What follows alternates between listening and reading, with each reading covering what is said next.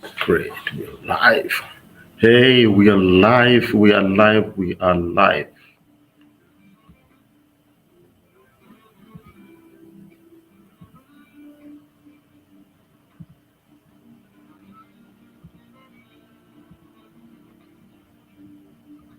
I am not here to motivate you. I've prayed before I came here. I pray that some people need depression, may they live depressed. Some people need hope, may they find the hope in this conversation. Some need to be driven, may they find it in this conversation. Some people need to give up. In 30 years' time, something massive is going to happen across the world. I'm going to speak to you about that thing. I'm going to speak to you about your role in that thing. And then most importantly, I'm going to share with you some of the realities that will challenge you as young people today. And then hopefully you can make something out of that. As a young person growing up in Africa, you have a high propensity to turn out average. And hopefully you can make something that will turn out exceptional. You are most likely in Africa, you are going to turn out you live in a world, though, that is going to support you to pretend that a lot of what is against you are not against you. Most of the people you know are foolish. Most of your friends are very foolish. You'll be stunned at how much foolishness you radiate as well. As African young people, you are endangered species. A lot of the young people around you in the world are not working within the reality that you are working with. And then, unfortunately, you live in a society whose reality is upside down. In Nigeria, believe it or not, get angry or not, we don't walk straight like, oh, don't get it wrong, we look like we are walking straight. We look like we are looking straight. But when you get close to the quality of our thinking, when you go close to the weight of our character, you see that really, we don't walk straight. This is how we walk. And that's not something peculiar to us as Nigerians. That's something peculiar to most African societies. So part of the conversation should be that how exactly should we navigate? What exactly are we dealing with? Because people are not poor in Africa because they are not determined. Determination is simply not a strategy. People are not poor because they are not angry enough. People are angry. As a matter of fact, let me tell you, I'm completely depressed at times and burdened when I have to hold the microphone in front of young people to talk to you about success. If you talk to people about success, you have to be ideological at a level. You can get away with talking about success in some countries that I know in the world. But when you talk about success in third world Africa, there are some basic things you need to understand. Otherwise, you are unknowingly, sincerely permitting a cycle of retrogression that you, as the convener of that message, need to understand. So I'm not the guy that is going to tell you to succeed. As a matter of fact, I don't pray that some people succeed. A young man came to me the other day and he asked me, he told me what he wants to do this year. He's going to buy a car this year. He's going to do this year. He's going to do that this year. When it was done, I said, may you never do it. And because I'm a person of faith, I ended it well by saying, in Jesus' name. It was important that I say that. When I said it, he was angry. And he told, Pastor, you are cursing me. I said, I'm not cursing you at all. I know you. And even in your poverty, your nuisance value is so huge that you have pretty much become something close to a virus. To empower you with resources is a self-initiated attack against the society. You are better poor because in your poverty, your nuisance is contained. Stay with me, please. Stay with me, please. Because already, you have a penis that knows how to get hard and run around innocent girls who are vulnerable. And a penis is not a factor of production. Land, labor, capital, entrepreneur, you can't find penis there. Breast, back, all of that are not factors of production. I tell young people, at some point in your life, you have to grow to know that your weakest assets are the things everybody can see on you. and that your most critical assets are invisible and intangible. For example, the quality of your thinking. For example, the strength of your character. I don't know about you, but I've seen handsome fools before. I've seen very beautiful dummies. I've seen 6 foot tall, broad-chested drifters. And what is easy is to recognize yourself and give yourself names that you choose. But the society to agree with you on the names you give yourself will require another level of articulation. Am I talking to you? And so part of what you need to know is that you don't need anger. You don't need a lot of determination. A lot of what you call motivation at times is a license to keep yourself average and mediocre. I am not here to motivate you.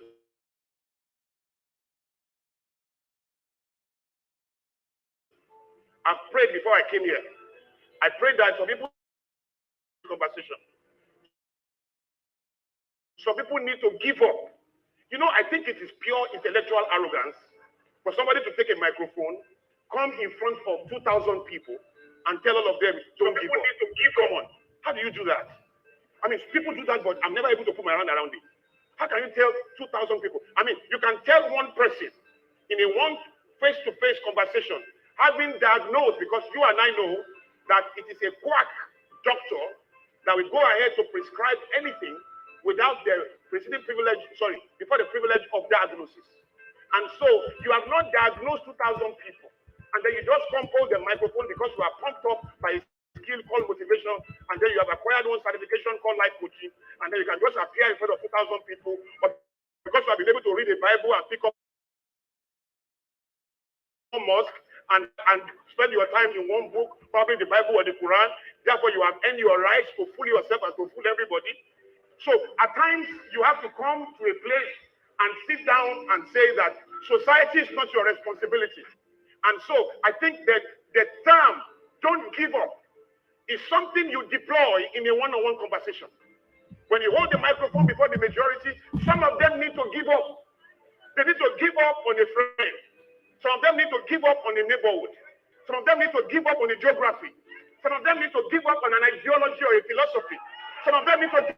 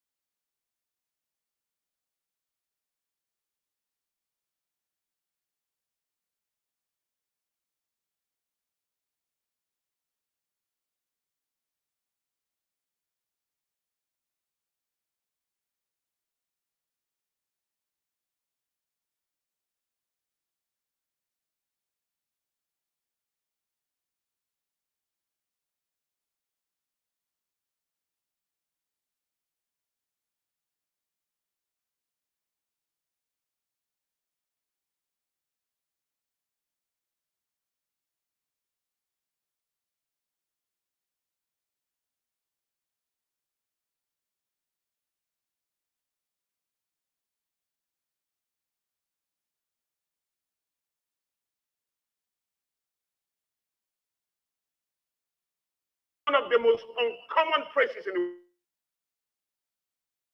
world today. Nuisance value. People demonstrate this value with confidence. Have you met confidence ignorance before? Confident ignorance. The idea that you know nothing, but you are not aware. So you carry your ignorance with a lot of class, with a lot of style and swag, but you know nothing actually. I was like that. And I used to move around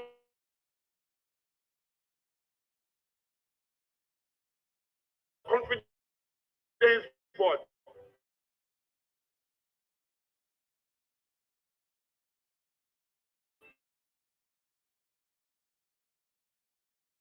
Why do you want to succeed?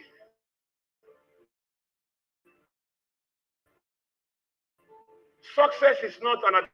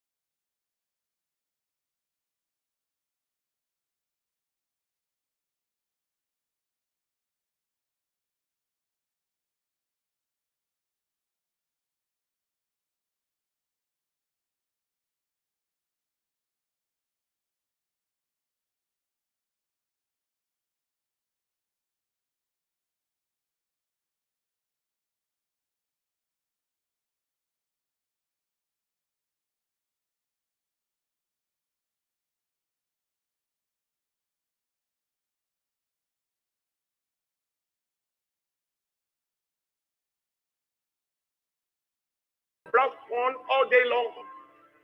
The internet is not a problem. The gun is not a problem. Success is not a problem. But when you add it up and you look at the weight of pain,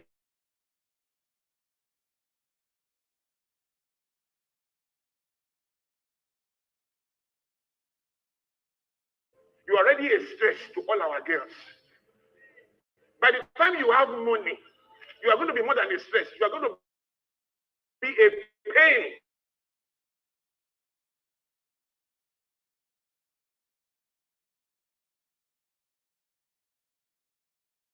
But it fails that of meaning and essence. Pretend that it's not true. Young girls, how do you define your models? How do you see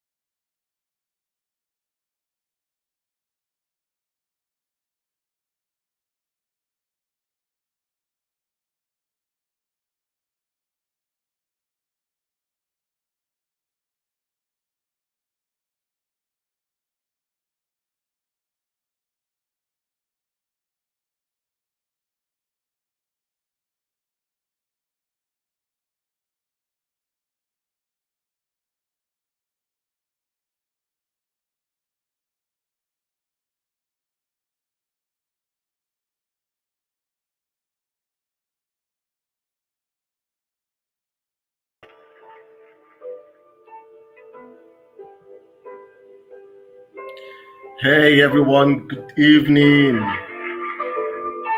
Good evening, good evening. How you doing? So PK will be here in a bit. It's already 7, so PK will be joining us shortly. If you can hear me, let us know where you're watching from. Which part of the world are you watching from?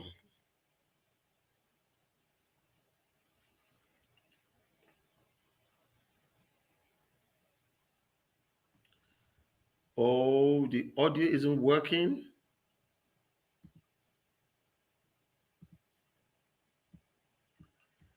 The audio isn't working. Is it okay now? Okay, so we have someone from Abuja. We have Gabriel from Abuja. We have Maliu Suleiman from Abuja.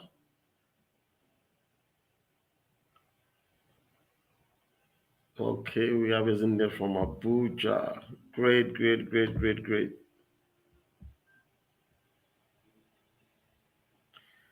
Okay, so we just got message that PK is coming in a few.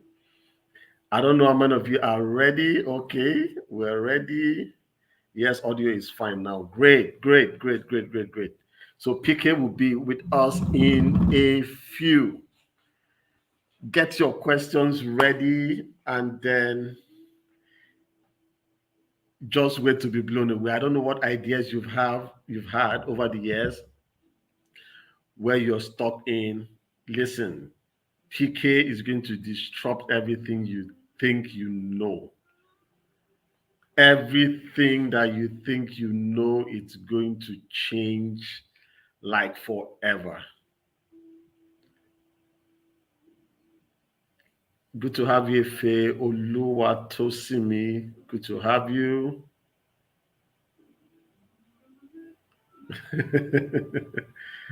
Okay, great, great, great.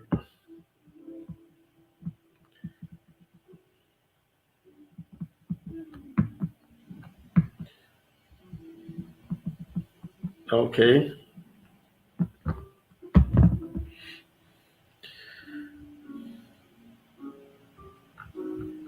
So how many of you have listened to PK before? While we wait for PK to come, how many of you have listened to PK before? Okay, King Moyo watching from Lagos. Hi, King Moyo. Good to have you here. How many of you have listened to PK before? And how many of you are expectant that this session will change everything about your business, your family, your thinking, your personal life to a whole new level? Because I mean, this is not the regular. This is not what we normally hear. PK doesn't talk like every other person will talk. PK is not a motivational speaker. All right. So if you came here to be motivated, I'm sorry. You won't you won't get that. Okay, you won't get that.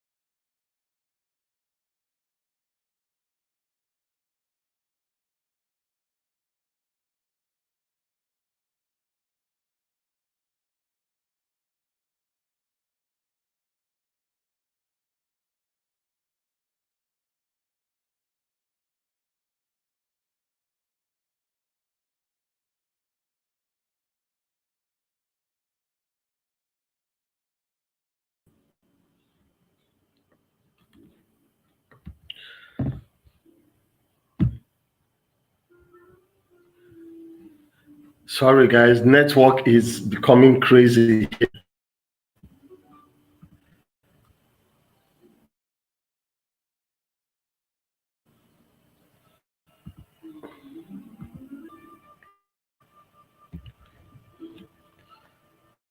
Okay, so we're still waiting for PK to come in. We're still waiting for PK to come in. So please just bear with us.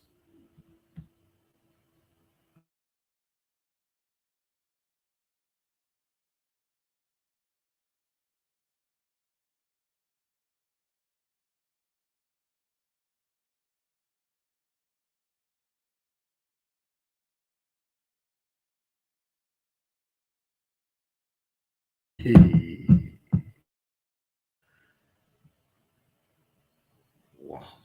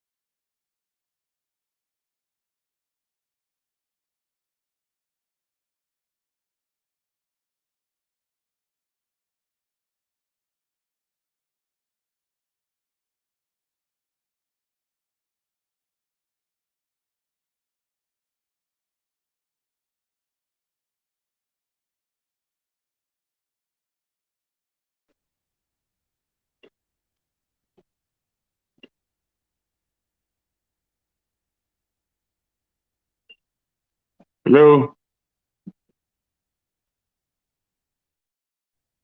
Hello? Can you hear me?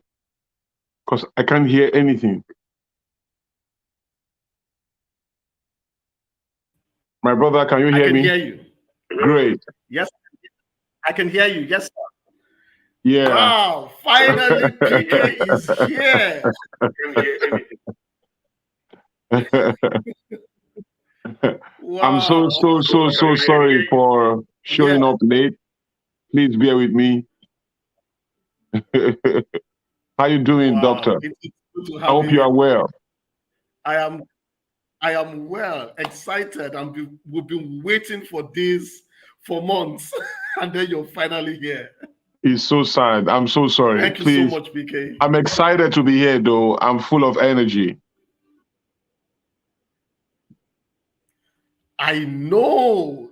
I mean, we have people from Lagos. We have Ayola from Abuja. We have people from Lagos, King Moyo from Lagos. We have people from South Korea watching. Wow. Wow.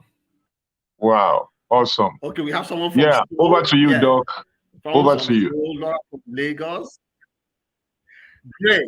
So let's move. This is Power Talks Conversation with Kings. The essence of this is just to get to know you and then hear your background story, your strategies, how you got to where you are by the grace Yes. of God. Now, a lot of people know you, but they don't know the story. They see the Yes. glamour and the glitz, but they don't know the backstory. They don't know what Yes. has happened at the back end. So we're Yes. here to talk about what has happened, how you got to where you are by the grace of God, and where you're going to. Great. Thank you so much, PK, for being here. So I'm going to Awesome. start with you. Who are you? Who is PK? So I think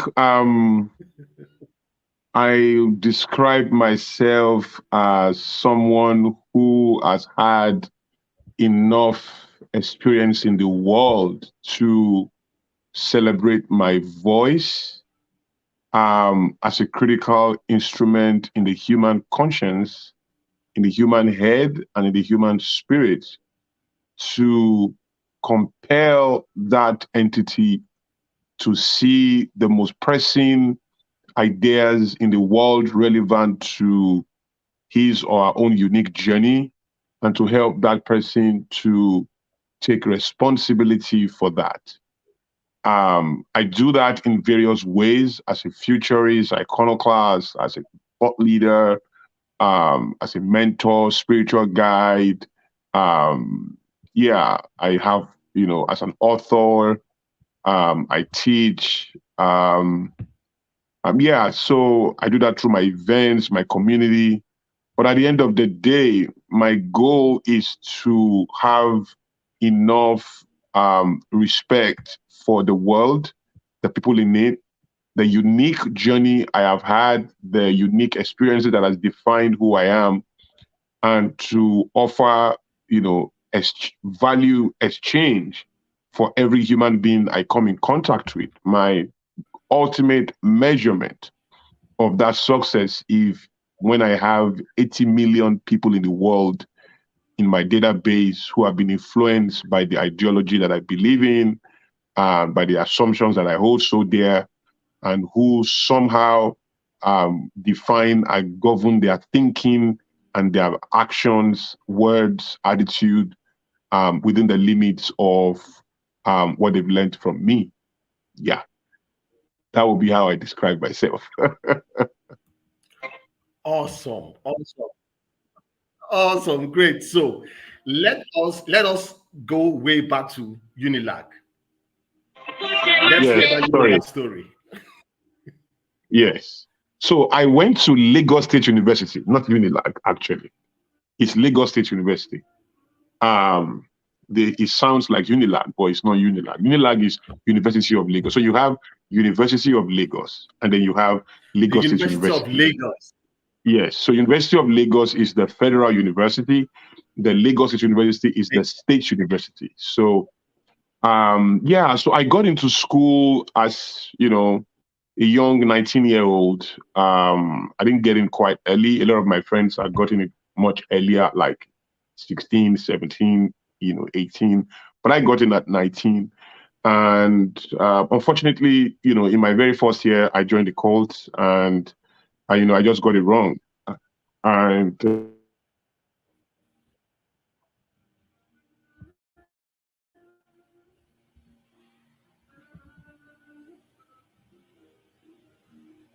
hey, something is happening there. Can you hear me? Yeah, I think it's the. Okay. Yeah, I can hear you. I can hear Okay. you. Great. So you have girls, boys, parties, money, hustle, and so many things on the left side of life.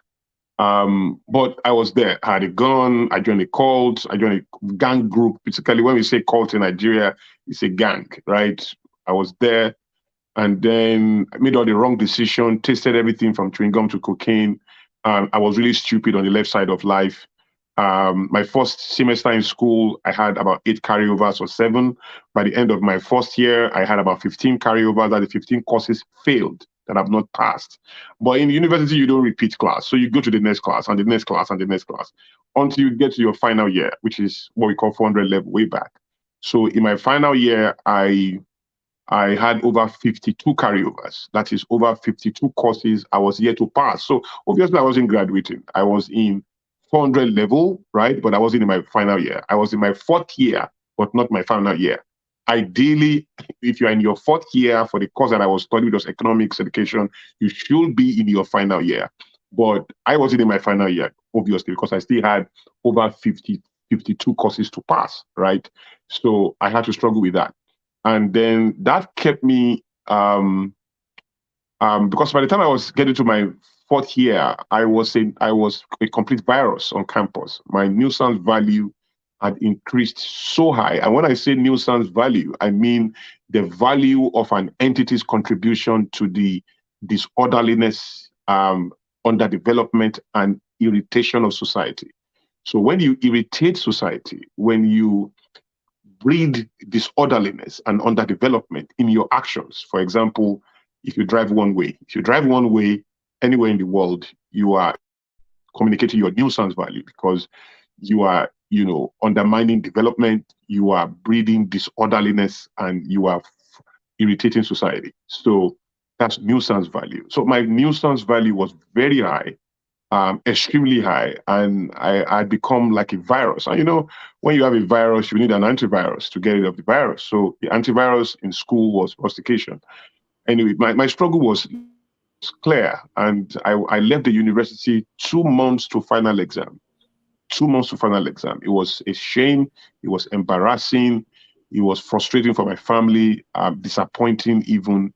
I remember my mom would just be worried and cry and just be thoroughly, weakened by the idea that who leaves school after 4 years, 2 months to final exam. What she didn't know was if I didn't leave, I wasn't graduating anyway.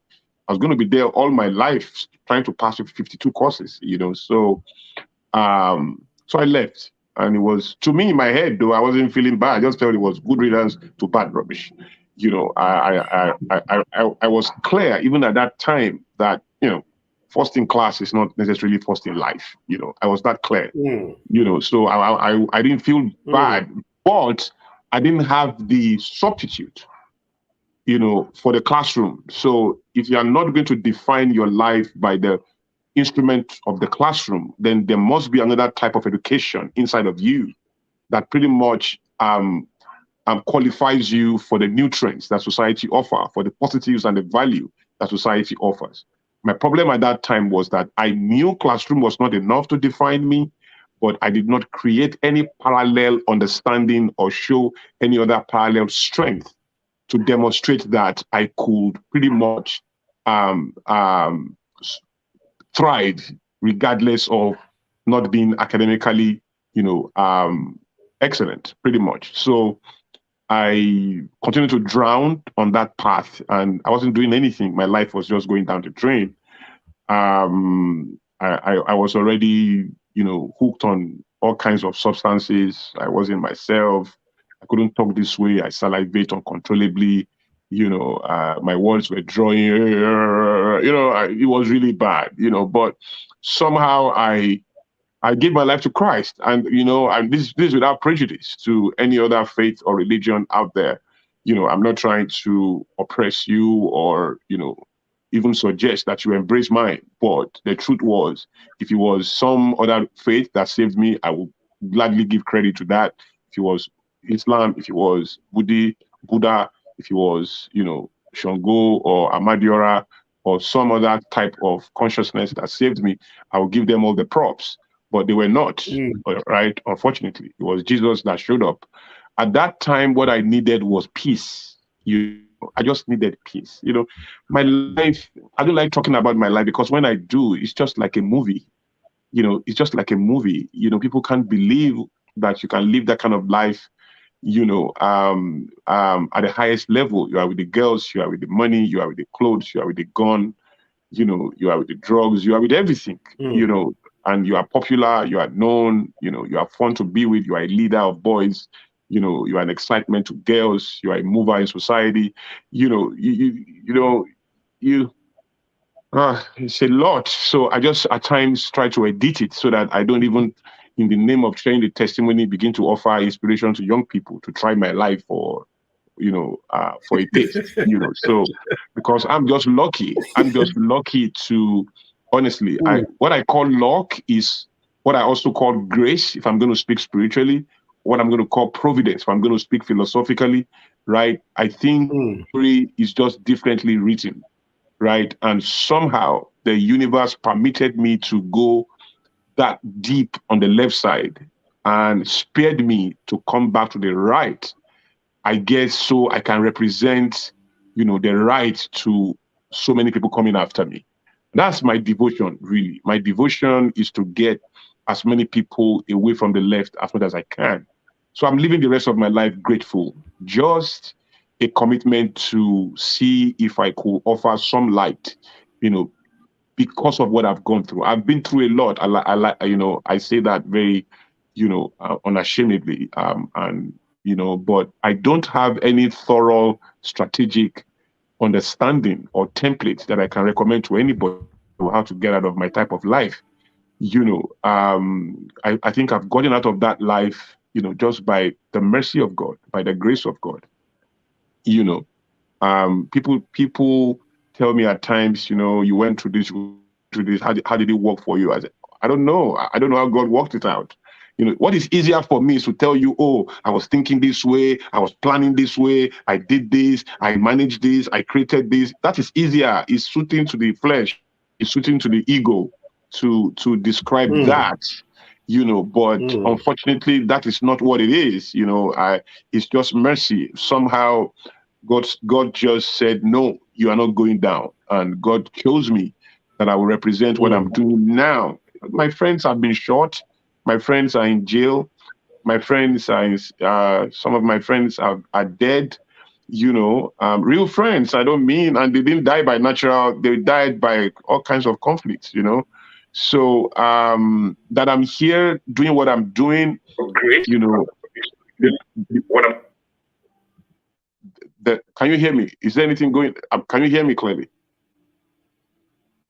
Yeah. Should I go on?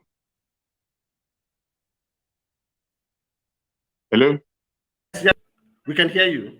Okay. Yeah. So my life is really that simple, and the rest of my life now is just to show gratitude. And I came back to school to start year one again. I felt led to start all over again. And I started all over again when I went back to school. It was tough to take me back because I'd left. But somehow again, favor, grace, I was reinstated back to school, and I was asked to start all over again. They pulled all the courses I've not taken in front of me. So I had to take all of those courses, and I began to take them. And, honestly, I was in that space for another 8 years. So I actually spent 12 years studying a 4-year course. Actually spent 12 years, right? 12 years, and at the end of 12 years, you will expect, you will expect somebody to have a if you spend 12 years in a college, in a university, you should have a bachelor's degree, you should have a master's degree, an MBA, and a doctorate degree. That's what you should have after 12 years. But after my own 12 years, all I had was a bachelor's degree, and it was a third class. It's not anything to be proud of. But honestly, looking at my life, I live a first class life now. I'm married to a queen. I live in a great house. I travel. I do great things. People look up to me across the world. I'm excited. I have energy, and all of that is just the gift of God, allowing the human life to experience redemption and to use that redemption to build a legacy of transformation for so many other people. Part of that also requires that when I went back, I had to now commit to a legitimate path and commit to my hands, my brain under God, instrument of my value and progression going forward. So I wasn't going to do anything negative or anything illegitimate, So I had to start working. I did refuse collection. I did fumigation. I did very demeaning things, just struggling. But people don't know that I made my first 1 million cooking. I made my first 1 million cooking, not talking, not teaching, not mentoring, not doing anything. I was cooking, I used to run a cooking company where I made my first 1 million. I'm going to interrupt you there. Please do. I'm going to interrupt you there, PK. Please do. Now,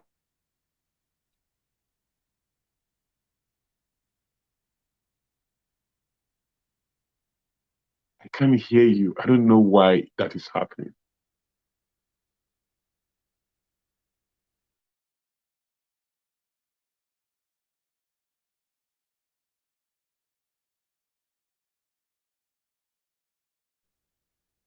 Hello? Can you hear me?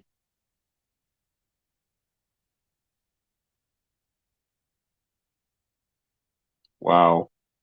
Can't hear anything. Your picture, the image is still, and I can't hear anything.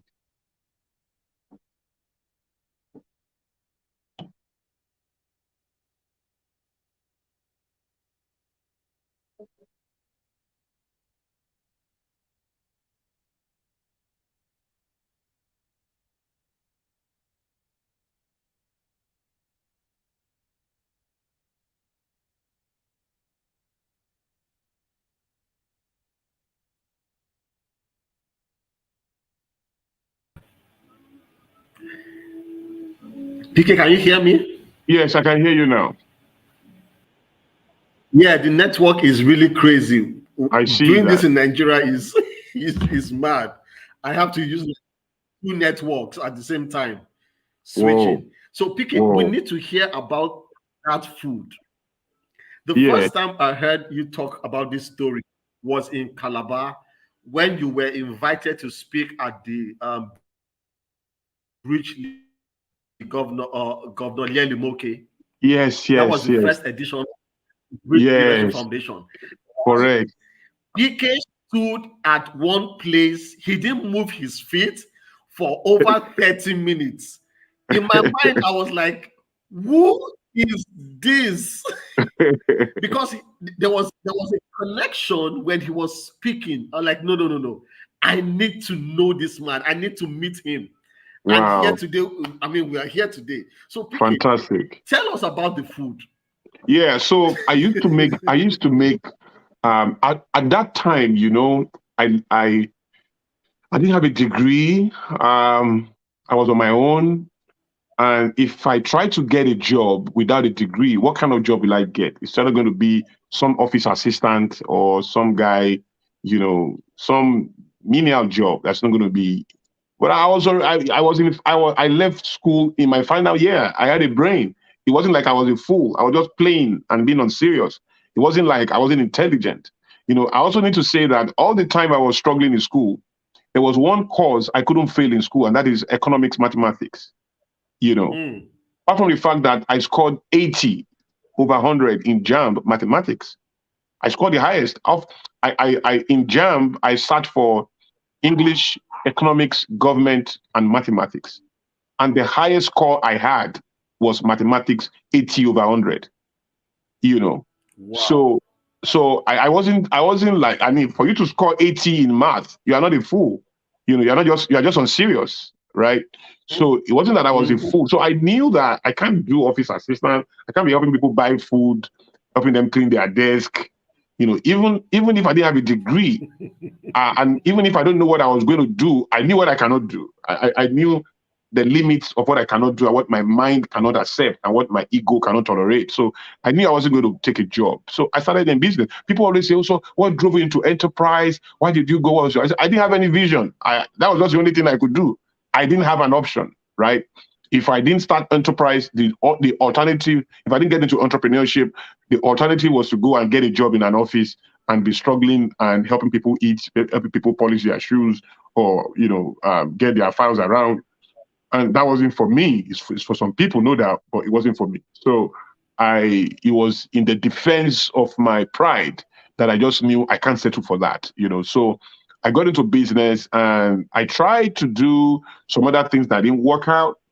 But later I began to feel that there is a gap at parties. And I was a party boy when I was in the world. I was out there when I was out there before in my past life. I was highly engaged. I was highly active. So I knew what social life was. And I understood that, at that time, nobody was doing grilled barbecue. Nobody was doing anything like that. It was just suya that people had. So I built a grill from a drum that I got from my mom at that time, and then got some books secondhand at Yaba, Tegucigalpa area. Got some secondhand books and began to study and read about barbecue. And I just kept reading about barbecue, and I created different type of barbecue recipes, side dishes, to eat with barbecue and all of that. So all I was doing was barbecue. I wasn't cooking food. Okay, we got some later, as we succeeded in barbecuing, we got some companies to cater in the company as corporate staff. So we were cooking for their staff pretty much, and bringing food at lunch every day for 4, 5 or 6 companies like that, big companies. And we're that successful. But for the barbecue, it was just me making barbecue, selling at different spots. We had a spot in Lasso, another spot in Bagada, and we tried to set up in Unilag, University of Benin. We tried to set up barbecue spots. And most importantly, though, we were doing barbecues at parties. So when the caterer has their party, they would then bring us by the side to do barbecue and have barbecue side dishes like salads, coleslaw, and stuff like that. And all the 26 recipes that I invented at that time, So it was doing all of that I received my first $1 million check. So that was what it was, But though I was doing that, I also knew that is not my end. I knew this is just a means to a very powerful end. My end is what I'm doing now. I knew somehow very early that I'm going to be offering clarity to people. I'm going to be teaching, advising. I'm going to be supporting and guiding people into their own destiny.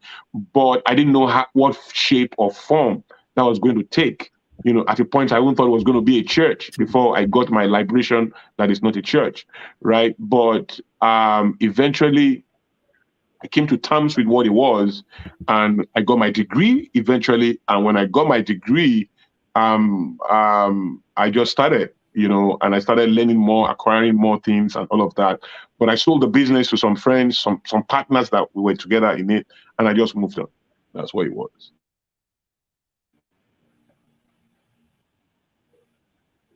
Great. Okay, PK, let's talk about the African House. I'm sure a lot of people have been waiting to hear this part about the African House, how you're empowering 1% of Africans or people of African descent to get out from poverty, get away from point A to point B. Let's hear about the African House. So we have a nonprofit, a United States 501c3 exempt nonprofit called Ishaya Africa. And Ishaya Africa, Ishaya is a Yoruba word for "it's time to work," and it's time to work Africa, right? So Ishaya is responsible for mobilizing, organizing, inspiring, and instructing 1% of the African population, essentially people of African descent anywhere, you know, who can solve problems at the highest level and can interpret and think at the highest level in a way that is sensitive to the most pressing challenges confronting the continent, right? To pretty much support those kind of people is what Ishaya Africa is about. So Africa House is an expression of that in partnership with Platform Capital. So myself and my friend and brother, Dr. Akitoye Akedele, both of us are, you know, just knitted souls like that. Somebody I celebrate deeply as a friend, and he does likewise. And we, in our sharing and in our conversation, we realize that we do have something in common. He has been doing a lot of work with entrepreneurs in Africa, and I have done that myself. Though in the educational part, I have been busy for years educating entrepreneurs. He had been busy for years, not just empowering entrepreneurs with funding and direction. So I wanted to do an incubator in the United States where I can then begin to not just educate entrepreneurs and innovators, but also provide them funding and connect them to funding. So I thought of building a place that connects entrepreneurs and innovators to investors, right? So I continue to build an investment, relationship with investors and attract enough venture capitalists into my community, and then continue to pull entrepreneurs with ideas, particularly entrepreneurs of African descent, but essentially, including African Americans, Africans, even minorities like Latinos, women, just paying attention to that group and empowering them to believe in the ideas, but most importantly, to let their ideas grow, scale, by bringing them into our incubator. So we felt we have the same ideas. Why don't you just merge it? So it is in that partnership that we created, Africa House. And Africa House is essentially going to be across the world, across Europe and America and Asia. There's another organization in Africa called Unicorn. The Unicorn Group is doing the same thing Africa House is doing, but within the African continent, right? And Africa House is pretty much set up to do that outside of Africa. So it's working, and the goal is just to continue to be that gap between entrepreneurs, innovators, and investors, and getting them to also see the African opportunity to create ideas that impact on the continent, and most importantly, get the diaspora and people of African descent everywhere to wake up to their socioeconomic responsibility in the continent. So we need more orbs, more enterprise, understanding, but there's a lot that can be done, by entrepreneurs. And personally, we believe that, entrepreneurs and innovators and nonprofits are by far more powerful in any country than politicians, political parties, and governments. And so we want to get entrepreneurs to be correct in understanding that they are the real game changers in society, and politicians and politics and political parties actually don't have a choice but to seek political equity in the agenda of the private sector. The moment entrepreneurs can begin to realize how much power they have, the more they can compel the government to negotiate, and legislate, in their favor. And that's what has happened across the world. There's a documentary out there called The Men Who Built America, right? The Men Who Built America. And that is a classic demonstration of how entrepreneurs really work with politicians and how entrepreneurs compel governments to work in their favor. And at the end of the day, some people will profit big time because it's a capitalist system. But on the bigger tip, you get to create a lot of room for people at the middle and the bottom of the triangle to find the attention and the resources their individuality deserves. People are not asking for a lot. People just want to be able to get the attention they deserve, the resources they deserve, to have the existential reality that if you have a gift or you have a talent or a dream, there's an assurance within the system that you live in that if you commit to that path of your dream or your gift or your talent, you will find traction and you will grow, and you will grow to the level of your preference pretty much. That kind of promise is what the human condition requires and deserves. And we think, however, that the negotiation for that begins in the private sector through enterprise and innovation and strong advocacy and lobbying from nonprofits. And then when we do that intelligently and in an organized way, we force government to begin to think about the type of responsibility they must take. Yeah. Great, PK. Great. I mean, a lot of people are just shouting. They are shouting here in the comment section. You're blowing their minds seriously. Okay, so PK, there's a question here. What kind of job can someone without a degree do? Yeah, so there's a question. What kind of job can someone without a degree do? I think the beginning in answering that is to even understand that a degree in itself is a secondary element in human expression. You know, that question itself has over-prioritized degree, you know, because what that question is saying is that, okay, if the almighty degree cannot sort me out because I failed the test of academics, what is the consolation I can have in life since degree has refused to honor me as I deserve as a human being? That's nonsense, you know. That is just practically overrating academics. I always tell people there are three consciousness in receiving clarity at any level. There is the gift of academics, which is powerful. There is the gift of education, which is different. And there is the gift of revelation, which is the ultimate.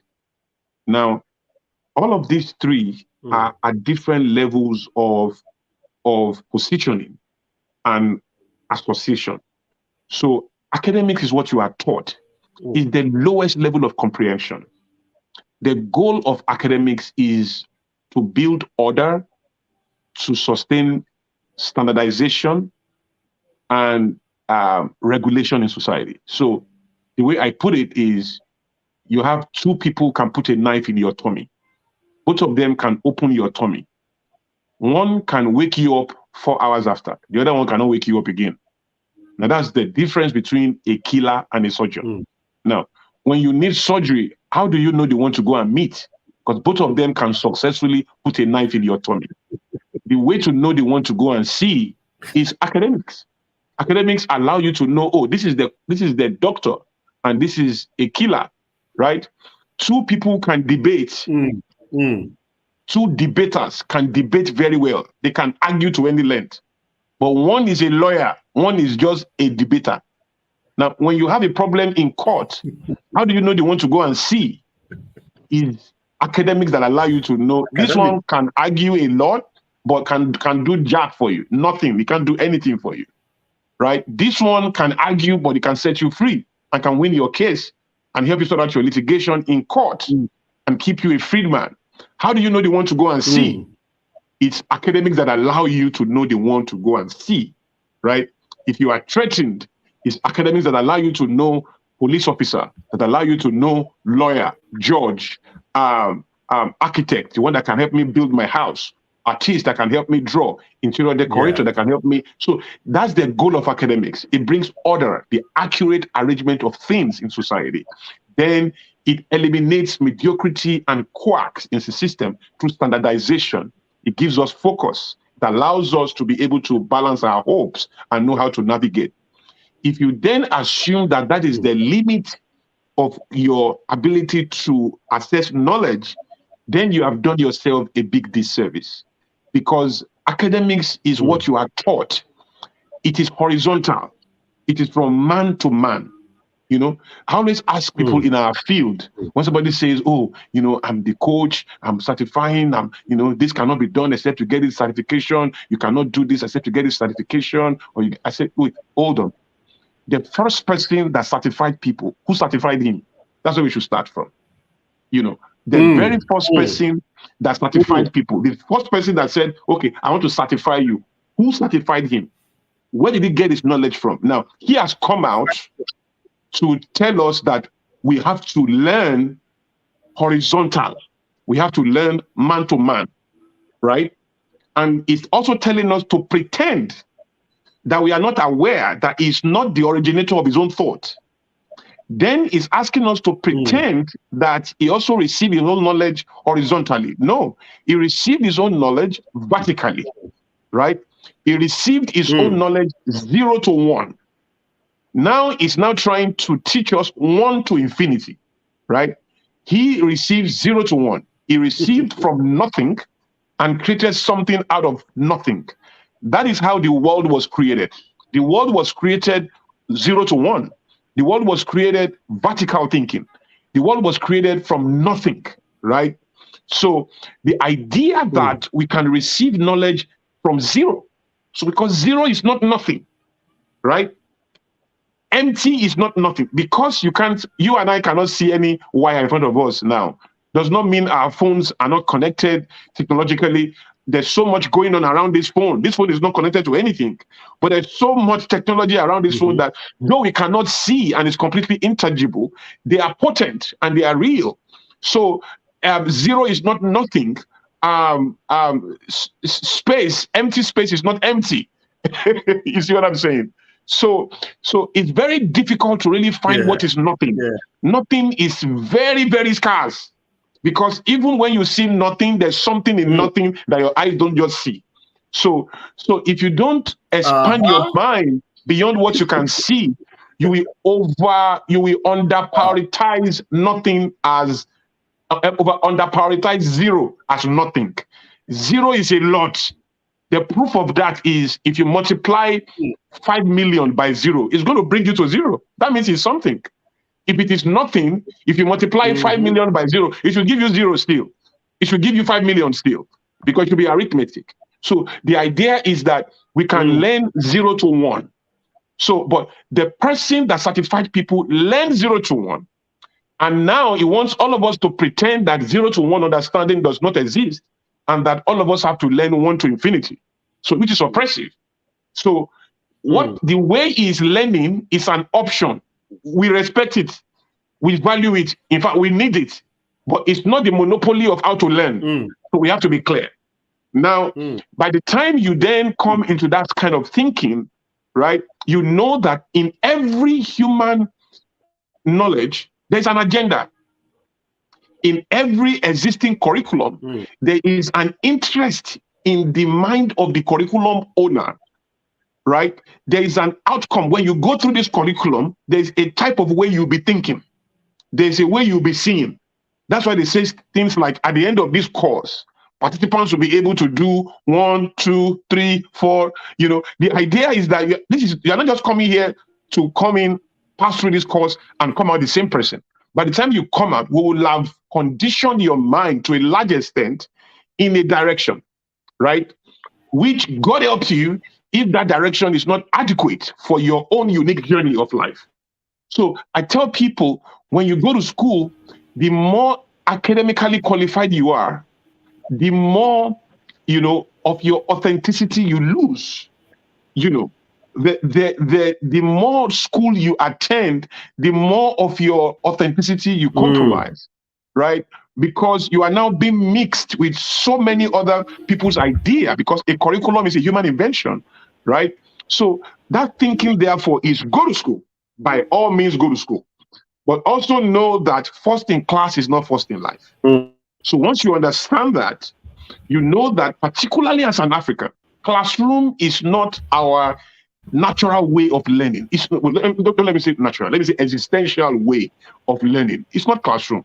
Part of the embarrassment and loss of colonialism was that our education was taken away and we were given the classroom. We were given the classroom in exchange for our education. So we lost our education and came into the classroom. And the classroom is not how we learn. We learn more through observation and apprenticeship.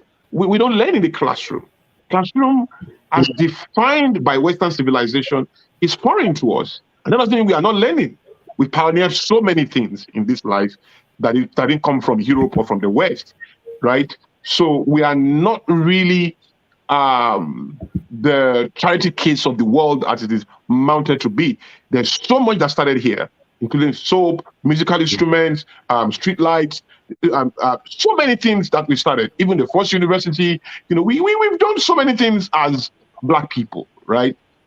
From the fact that all of life originated from here, right? But let's leave that and come into the understanding that you just can't over-prioritize academics as the way to go. So when you understand this, now it's fine for the world and the system of the world and the culture to come to tell you this is how to think. The real tragedy is for you to accept that that is the only way to think. So I don't have any problem with what people present to you. Life is a market. Even if you go to a market with $1, somebody will ask you to buy a shoe of $500. They don't care how much you brought. You have to decide what you want. There's no crime in offering you what to buy. Even if you came with $10, somebody will still say buy a wristwatch of $25,000. They don't care, right? So you can't be worried about what is presented to you. What is coming will come. It is who you are, how you see, how you hear, how you judge, how you interpret, how you take action decisions that makes the difference. So what will be offered to you is nothing. The real tragedy is when you define what is being offered to you as the determinant of how to grow, as the singular narrative about how to grow, about how to expand, or about how to experience your next level or birth your newness, right? So I would tell that person, how do you start a business or grow a business without a degree? By believing in yourself, first of all, by understanding that you have an idea that can unlock, the gratitude and the purchasing power of the participants in the world, right? To understand that you are not the first to do that. Bill Gates have done that. So many people have left academics to go pursue, their passion. But let's be clear, though, when people say Bill Gates left school, Bill Gates did not leave school. He took a leave of absence to go and try the experiment of Microsoft. If Microsoft worked, he wouldn't come back. If Microsoft failed, he will come back to school. So don't jeopardize your academics, because the system is incapable of recognizing you if you are not educated, if you don't have, so they will struggle with you. So academics also give you soft landing. It gives you, acceptability within a culture that has raised a standard, without your permission. So if you get academically qualified, it allows you, it reduces your stress level, the investment of time, energy, resourcefulness, and creativity you have to put in to be believed and to be accepted. When you're academically qualified, you have the basic thing. Now, you just know that this is not me. Now, I acquired this for what it is worth, not for what I am worth. I am worth far more than this, but I have acquired this for what it is worth in the system that I live in. So as you are going to school, two things must be inside of you. A creative rebellion that compartmentalizes what you are learning. You compartmentalize what you are learning into the things you are learning that are irrelevant to your journey, or that are oppressive in your journey or limiting your journey. You jettison those ones and you focus on the things you are learning that will serve your journey, that will serve your purpose. And those are the things that are more important. So it's the genius of the and, not the oppressor of the or. It's not degree or not degree. It is get a degree if you can, but know that the degree will not define you. Your education transcends the limits of a degree. And that comes to your ability to experience your world, to question it deep enough to find the options that exist in it, and to know which of those options to embrace as a matter of supreme importance and urgency. And at that level, even with a PhD, you may not be educated. Even with a PhD, if you cannot experience your world, if you can experience it, but you cannot question your world, what you are experiencing, if you can question it, but you cannot bet options from it, or you can bet options you don't know the ones to embrace as a matter of supreme importance and urgency, you are not educated, even if you have a PhD. The difference between the lion and the human being is the capacity to birth option, to self-question. The moment you cannot do that, I don't care what degree you have, I don't care if you have a PhD or not. Once you are stranded, it's a proof of your level of education. The gift of the human condition is the ability to birth options. And so when you are educated, there's always a different angle to whatever it is that is confronting you. And that is the proof that you are solid in your reality. Otherwise, you are in the prison of your own academics. Whoa. Hey. PK on fire. This is now I got something here. Said the more academics you have, the more of your authenticity that you lose. Wow, Yeah. PK, that was phenomenal. But we need to be able to understand that. So a lot of people go to school. Your parents will tell you you have to go to school, get a degree, graduate, get a job, get married, have children, get a house, get a car, have grandchildren, get old, and then probably die. Yeah. And they are correct, doctor. They are correct. The truth is you should go to school, get a job, do all of those things. That's enough for different types of existence. For me, that's what I always tell people: know yourself. It's very important that you understand your unique journey and bet on yourself. Betting on yourself does not guarantee your success, but it does mean that you will blame nobody for whatever your outcome is, because that is the proof of maturity. You can't complain about what you permit, right? And you have to mature to the point where you don't want to put yourself in any position that allows you to be pointing fingers at people for your own misery, or to be pointing fingers at people for your own disappointments. No. So where I am, I can't complain about what I permit. And because of that, I embrace what I call adventure capital. I bet on myself every time. And it doesn't matter if I'm right or wrong. Even in my wrong, on my worst day, my heads are up to focus on the lessons of my situation and to embrace those lessons as the critical instrument for my next trial. But I'll keep moving. I'll just keep moving, right? So once you understand that, you get your freedom. I'm not a cage bird. I told somebody some years ago, I said, he wanted me to do some things for him. I said, I'm not a cage bird. I'm not the kind of bird you can put in a cage and be feeding, at the level of your preference. Yeah, and there are some birds like that. That's their own design.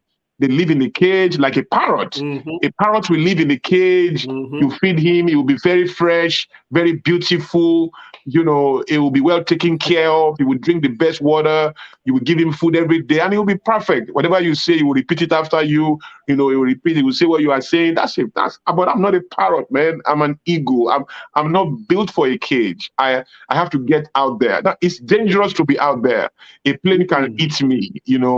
An helicopter, blade can cut me into pieces. Can hit me bad. I can be consumed by a hunter. A hunter can shoot and bring me down.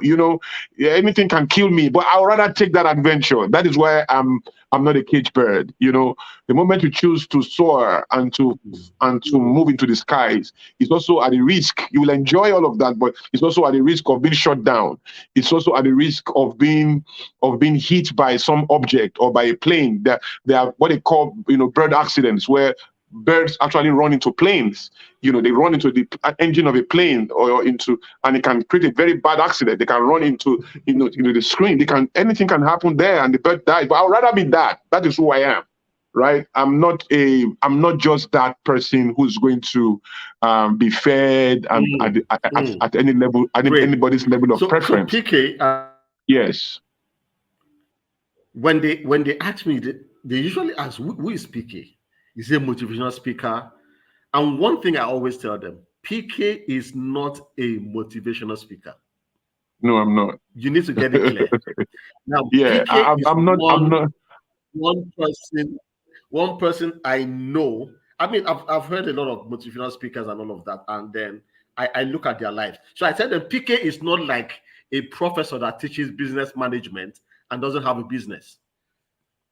No, that's not me. PK is not like is not that professor that teaches you business management in school or business administration, but does not have any experience to tell you. So he gives you the theory from what he has read in a book. PK gives you practical knowledge, practical experiences, because PK is a businessman. Yeah. You are correct, Doc. You are correct. I'm an entrepreneur. I refuse to teach what I don't know. I don't teach what I don't know. I don't talk about.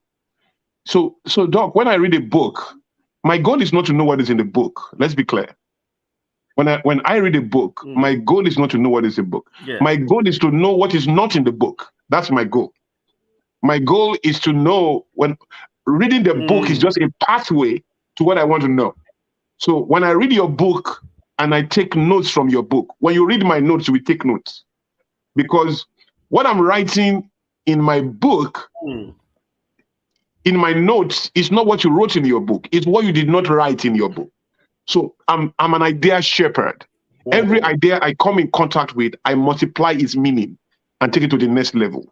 So I fill up his gaps and I fill up his loopholes. I fix his loopholes.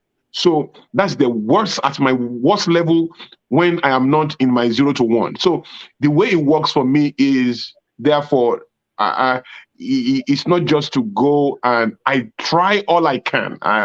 I'm not perfect, but I try all I can not to say whatever somebody else has said. I just try to be loyal to the cause of the human journey. The idea that if people did not take the path less traveled and found their own voice, we will have nothing in our own generation. So some of us have to take that responsibility. It's not everybody's duty, but some of us have been blessed by God to create noble scenarios for ourselves and for those who follow us, right? I think I fall among those kind of people. And I think I am endowed by God. I'm endowed in my natural abilities to stay in that place. So I'm not a motivational speaker. There are times I finish speaking, people are depressed. To be honest, there are times I finish speaking, people are angry, people are upset. They don't feel inspired at all. It's just that I don't care. I see it, but it's just that I'm not bothered about that. That reminds me, PK. You preached a message some years ago at This Day Dome. The title of that message was The Benefit of Death. Wow, you remember that? That's deep. That's deep. That's a deep one. That message is a deep one. I spoke on death. I spoke on death. Yes. And I was trying to de-weaponize the idea of death and why we need to see death in a positive light and not in a negative light, so that we lose every fear of it. Because the fear of death is bondage. The celebration of death is life. You see the Bible saying stuff like, better is the day of death than the day of birth. It's actually in the Bible. He said, though better than both of them is the one that never existed, right? But it did say that the day of, he even said the house of mourning is better than the house of feasting. The house of, that message was a very complex one. I think I've shared that message only thrice in my entire life, because it's not one of those messages people want to hear. But I don't think anybody can live to their ultimate destiny without defeating the fear of death. I fear nothing. I'm surrendered in the hand of my maker every day. I'm in his time, I'm in his clock. I will confront many things in this life, but fear is not fear is not one of those things I'll be afraid of. Neither is death. Death is sure. There's no sin. There are about 11 things that define equality. Death is one of them. Every human being will die, no matter how smart, no matter how rich, no matter how poor. The grave, there's no seniority in the grave. Everybody's going there. There's no boss. There's no outside up in the grave. It's the most equal environment in the world. When they say equal opportunities, there's no environment that promises that outside the coffin, the fact of death, and the reality of the grave, the environment of the grave. Then you have places like mortuary. You have the blessing of sleep. You have, I mean, those things are the benefit of all. You don't outgrow those things. You don't get smarter than those things. So that's how I see it. Did anybody hear what I said? I hope I didn't lose anything there, because I didn't see you for a while. I want to be sure. No, you didn't. I was here. Great. Yeah. Great. Yeah. So that's it for me. Thank you so that's much. it for me. I'm not a motivational speaker. I don't consider myself one. I think I see myself as the voice of the human conscience and the human spirit, empowering you to take responsibility. That's who I am. Now, responsibility for what? It could be responsibility to walk away from something, or to walk into something, or to hold on to something, or to give up on something. But I'm the voice in your head, in your conscience, in your soul, in your spirit, empowering you, directing you, instructing you to take responsibility, right? For whatever that point is in your life. I'll be that voice. Yes. Thank you so much. Okay, so finally, what would be your last word for entrepreneurs back here in Nigeria? In Africa, starting from Nigeria and then getting into Africa, what would be your last word for them? My last word will be see the world, man. See the world. Think borderless, right? Your generation has been blessed with technology. Never in the history of mankind have we had, a level playing field like we have today through technology. Right there in your phone and the data on your phone, you have the capacity to change the world and to rule the world and to spread your ideas in the world, right? 40 years ago, when I was a teenager, you are going to need a lot to do that. You will need to physically get approved to move any idea outside of this country. You need to pay tariffs, you need to package for exports, you need to do all of that. That is if you qualify. You need to pay a lot of money to get anybody outside of of your country to see your idea. You have to pay too much dues. Today, with your internet and your phone, anybody anywhere can see you. Anyone anywhere can see you. And so with supply chain and logistics and all the capacity to deliver your idea to anybody anywhere in the world, you really want to get better in doing that. Understand that once you are online, billions of computers are on one spot. Everything you are calling the internet, please see it as what it is. It is millions and billions of computers in one place. That's what it is. So anyone can see you. They can see you from London, from Germany, from South Africa, from Banjul, from Brazil, from Paris, from Germany, from anywhere. So focus on those eyes and ask yourself, how can I be more visible to the world? Number two, how can I be recognizable if I am visible? Because it's one thing for you to be seen, it's another thing for them to recognize you as value. So seeing is a gift of nature. Any fool can see you. But first of all, how do you get the right people with value to see you? And the right people with value don't just see anything. But if they see you, how do they experience you as value? As value enough for them to invest in or to send their purchasing power to you or to send you their attention. Because the rarest commodity in the world today is attention. It's not gold. It's not uranium. It's not diamonds. It's not anything. It's not crude oil. The rarest commodity in the world today is attention. Giving attention and getting it. That's the most critical commodity in the world today. So when people see you in the world, how can people see you? That's your biggest question. How can people in the world see you? How can they see? You are in Lagos, you are in Korea, you are in Banjul, you are in Lusaka, you are in Johannesburg, you are in Accra or in Nairobi, or you are in Dakar, or you are in Abuja or Akwa Ibom, wherever you are, how can people in the world, anywhere in New York, in Germany, in Brazil, in Rio de Janeiro, in London, how can they see you? If they can see you, how can they recognize you as valuable to them? How can they recognize you as valuable to them? If they recognize you, and when I say you, I mean your product or your service or your idea, not just you as a person just laughing, no. And your product, your service. Yeah. How can so if first of all, how can they see you from anywhere in the world? How can they Your recognize services. you as valuable enough for them to send you purchasing power or to send you their attention? Number three, how can they pay you for what they are seeing, for what you represent? How can they pay you? Can you take money from anywhere in the world, or you can only take money from Lagos and you are putting an account number on your website? How can they pay you? And then, if they can pay you, how can they receive the value back? So if I pay you, can the goods get to me? Can your idea get to me in New York? Can your idea get to me in Dallas? Once you begin to think about visibility, recognizability, transferability, then rewardability is guaranteed. That's my biggest advice to you. There's no better time to think like that than today. Yeah. Wow. Thank you so much, PK. Thank you. This is great. It was good having you. I mean, they're like shouting, when next are we going to have PK? I don't know when we're going to have PK next time.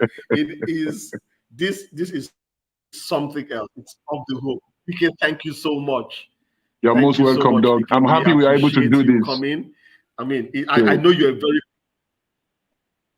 yeah, I mean, you're so busy to catch you. Nah, like one of my mentors will always say, you don't feel catch air, you don't feel catch breeze. PK is like the breeze. It's difficult to catch him. Thank you so much, PK. We love you. Thank you, my brother. Please enjoy the rest of the day. For you. Amen. Thank you so much. Thank you. Enjoy the rest Thank of the you. day. Thank you, people. God bless you. God bless you, Dr. Praise. Keep shining. You are doing it. I celebrate you. I honor you. God bless you, my brother.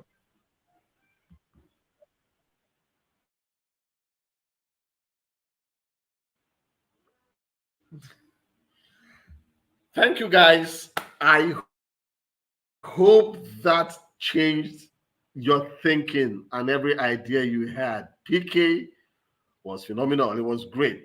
The legend, Olakunle Soriyan, aka PK. Thank you, guys. This brings us to the end of our session with PK today. Power Talks, Conversation with Kings. You don't want to guess who the next guest will be.